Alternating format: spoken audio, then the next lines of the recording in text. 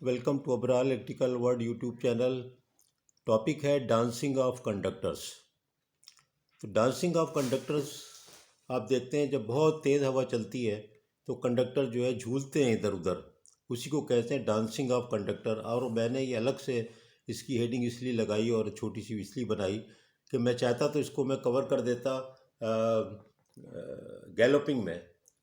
तो गैलोपिंग और dancing of conductor एक ही चीज़ है, और ये एक वाइब्रेशंस होते हैं जबकि तेज़ हवा चलती है, और ख़ास तौर पे ये बर्फ़ जब गिरती है और बर्फ़ जम जाती है कंडक्टर्स के ऊपर तो वो नाहमवार हो जाती है सतह। उसकी वजह से जब उसमें एयर टकराती है, अगर हॉरिजॉन्टल एयर को समझें तो वर्टिकल डायरेक्शन में इस तरह से जो मूवमेंट होता है, जो गैलोपिंग भी कहते हैं असल में, घोड़े जब इस तरह जंप लगाता है जंपिंग को भी कहते हैं। और या कोई आप रस्सी पकड़ के इस तरह करें तो आप देखें ना किस तरह से वो ऐसे इस तरह होती रहती है, जबकि आपने तो खाली इस तरह उसको एक झटका दिया। तो ये मैंने टॉपिक इसलिए अलग इसको बना दिया कि देखें जब आपसे कोई भी डांसिंग पे पूछा जाएगा या आपके सवाल गुजरेगा या आपका लफ्ज़ गुजरेगा आपके सामने से, तो आपको लगेगा कि यार डांसिंग को ढूंढूं मैं। तो फिर मैं अगर उसको गैलपिंग के अंदर कर दूंगा तो फिर डांसिंग जो लोग लफ्ज़ से जिनको मिलेगा पढ़ने को या सुनने को या इंटरव्यू में कोई डायरेक्ट डांसिंग ही पूछ लेता है तो फिर आपको जो है वो कन्फ्यूजन हो जाएगा। तो मैंने इसलिए अलग बना दिया है। तो वही ये गैलोपिंग ही है, जब बर्फ़ भी हो और बहुत तेज़ हवा हो तो इसकी ग्रेविटी बहुत बढ़ जाती है, शिद्दत बढ़ जाती है, और फ्रीक्वेंसी इसकी वही 0.1 से मैक्सिमम 1 हर्ट्ज़ तक होती है। एम्पलीट्यूड जो है तकरीबन सैक के बराबर इसका हो जाता है। लार्ज एम्पलीट्यूड कहते हैं इसको, लो फ्रीक्वेंसी कहते हैं। डांसिंग और galloping one and the same thing. और ये फिनोमेना जो है ये आपको ट्रांसमिशन लाइन में देखने को मिलेगा कि जब आप देखें बहुत तेज़ हवा चल रही है तो उस वक्त भी आप देखेंगे जैसे कहते हैं कि यार वो तार जो है सारे बिल्कुल झुंझुना रहे थे, इस तरह से हो रहे थे, इस तरह हो रहे थे। तो वो जो इस तरह से हो रहे थे वो वर्टिकल हॉरिजॉन्टल मोशन जो हो रही थी वो बड़ी ख़तरनाक है।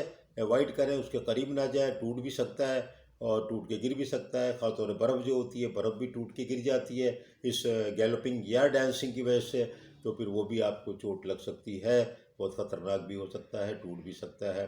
और एक और भी फिनोमेना होता रहता है, फ़र्ज़ करो अगर आइसिंग है और उसके ऊपर बर्फ़ जमी हुई है गिर गिर के और नाहमवार सी, और अगर वो फ़र्ज़ करो रात थी तो कंडक्टर उसके ऊपर बहुत ही लो लोड था या वो बंद थी उस वक़्त तो बहुत ही लो लोड था, या एकदम उस पर बहुत बर्फ़ जम गई और जब उसके अंदर एक फुल लोड पे करंट आया तो ये भी फिनोमेना हो जाता है कि कंडक्टर जो था गर्म होना शुरू हुआ।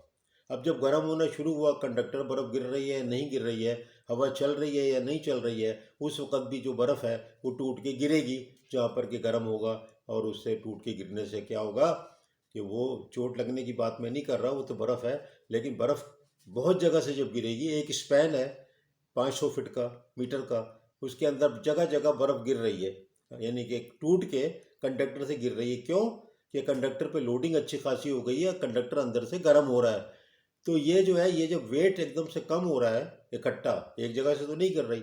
सपोज 500 मीटर में वो 50 जगह से गिर रही है, तो 50 जगह से जब बीच में गिरेगी बर्फ़ एकदम, तो उस वक़्त क्या होगा, क्योंकि बर्फ़ तो थ्रू आउट जमी हुई है ना, थ्रू आउट है, तो फिर वो उस वक़्त भी कंडक्टर में बहुत ज़बरदस्त जो है ना एक्स्ट्राऑर्डिनरी मोशंस होंगे, और उन हरकत या उस मोशन या उस वाइब्रेशन या उस ऑसिलेशन या उस डांसिंग या उस गैलोपिंग, उसकी वजह से कंडक्टर टूट भी सकता है और बर्फ़ इतनी ज़्यादा तादाद गिरने में कोई गाड़ी, कोई इक्विपमेंट, कोई इंसान डैमेज भी हो सकता है। तो ये मैंने डांसिंग पे अलग बना दिया। डांसिंग की हेडिंग मिलेगी तो गैलोपिंग ही होगी, गैलोपिंग की हेडिंग में मैंने डांसिंग का तस्करा नहीं किया। बहुत बहुत शुक्रिया।